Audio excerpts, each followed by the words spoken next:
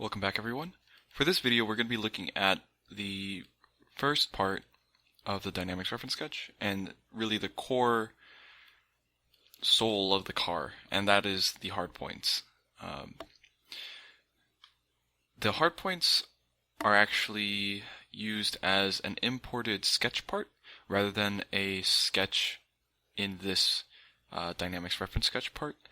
And so I'm going to go ahead and open up that separate part, and I'll explain to you why we keep it in a separate part file. So these are the hardpoints. These were the ones we used last year. The reason why we have these in a separate part file altogether is because the frame also uses these hardpoints pretty fundamentally. And in order to share the compatibility between the two, the dynamics and the body aspects, it makes sense to have a singular part file that they draw their hardpoints from. That way, if one set of hardpoints changes, the other set is also changing because they're referencing off of the same part. Otherwise, you run into the scenario where it's possible that changes are made on the dynamic side, but they're not made on the body side, or vice versa. And we want to avoid that as much as possible. The way to do that is by automating the process as much as we can, while still maintaining as much stability as we can inside SOLIDWORKS. Because this part only has points that are being referenced off of, this is a fairly low-cost way of sharing those hardpoints. Now, here we see the control arm mounting points, steering points, off-board steering points, top upright mounting point, bottom wheel center, all things that you would normally be calculating offhand. So this sketch part only has the results of your calculations before. So this is where the dynamics reference sketch starts. You have to do your calculations beforehand on where these hardpoints go, but the dynamics reference sketch is a useful tool for iterating your hardpoints and seeing how your changes affect different parameters on the car. So let's say that, let me just tile these views right here so you can have a better look at it. Alright, let's say that for whatever reason, we don't want this hardpoint here anymore. To change this, we're going to unfix the point by deleting that sketch relation. I'm going to click on the point, and let's say we decided that this hardpoint should go an inch further back. For whatever reason, we want to keep the car asymmetric.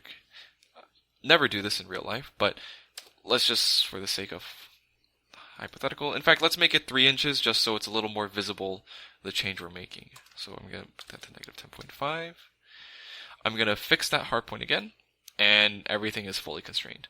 Notice how all these points are just floating three-dimensional points that are based off of their coordinate and then just fixed in space. The origin is on the ground floor and is centered on these front axle points. As you can see, the z direction, in which case is the longitudinal axis, has a dimension of 0. So let's exit out of there.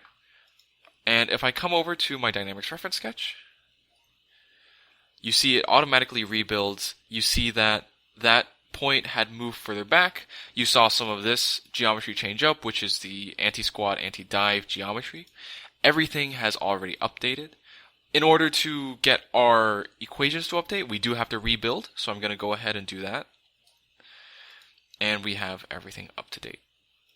Now, this kind of shows the power and stability of the dynamics reference sketch. Even with all these complicated geometries attached to these hardpoints, it doesn't matter. As long as it's in a geometrically capable point, it should be able to maintain all the relationships and have 0 errors in the entire thing.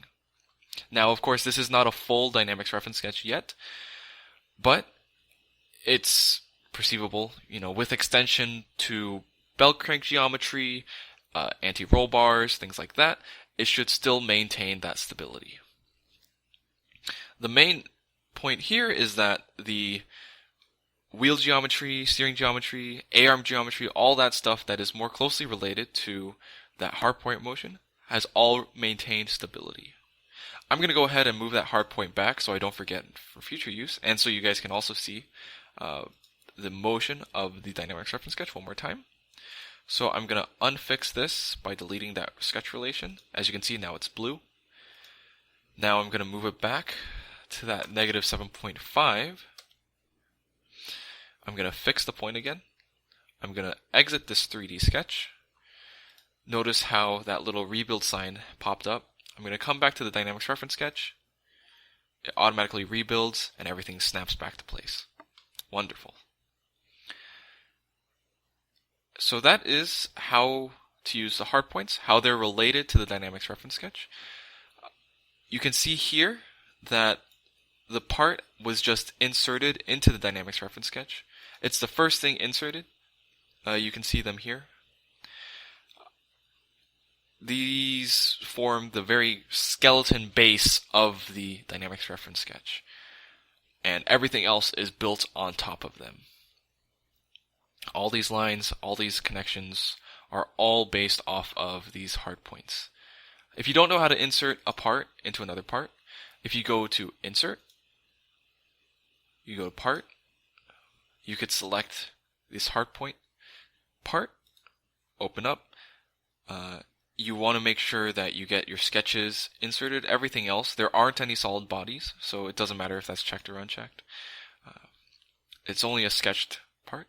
Anyways, we're going to insert that part, and you can see that it is inserted. Now, you can't really see it because it's overlapping, and also it's a sketch. One thing that is a bit obnoxious is that you can't really locate the part because it is purely sketch and has no solid bodies. So this is why you want to make sure that the coordinate system you have in your hardpoint sketch matches up with whatever coordinate system you want to use for your car. In this case, the z-axis will remain longitudinal, x lateral, and y vertical.